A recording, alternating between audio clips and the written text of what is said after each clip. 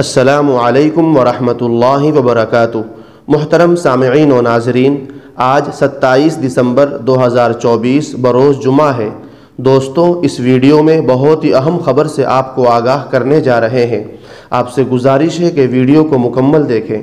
دوستوں، ابھی ایک بہت ہی بڑی خبر جو کہ ہمارے ملک بھارت کے لیے بڑی غمناک خبر ہے اور سوشل میڈیا پر یہ خبر خوب وائرل ہو رہی ہے۔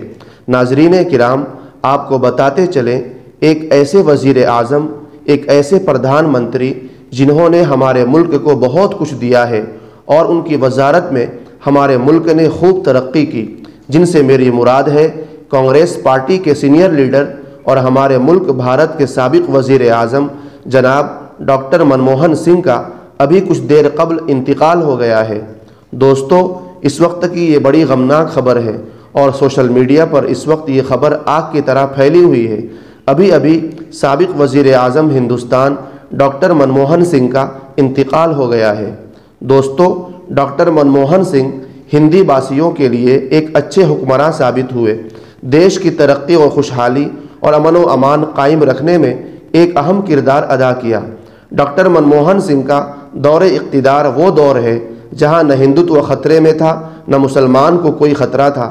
مندر مسجد، شمشان قبرستان، ہندو مسلمان، انڈیا پاکستان کی راجنیتی نہیں ہوتی تھی، نفرت کا بازار گرم نہیں تھا، مسجد کے نیچے سے مندر نہیں نکلتے تھے، غریبوں، دلتوں، مسلمانوں کے گھروں پر بلڈوزر نہیں چلتا تھا، تلوے چاٹنے والے میڈیا نہیں تھی، چینلز اپنی TRP بڑھانے کے لیے سرکار کے قصیدے نہیں پڑھتے تھے بلکہ عوام کے مدعے کی بات کی جاتی تھی۔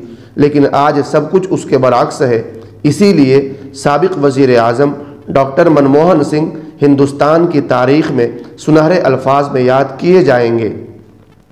سامعین کرام، بحیثیت مسلمان ہم منموہن سنگھ کو ایک ایسے وزیر اعظم کے طور پر یاد رکھیں گے جنہوں نے مسلمانوں اور اقلیتوں کے حقوق کے تحفظ اور ان کی فلاح و بہبود کے لیے چند اہم اقدامات کیے۔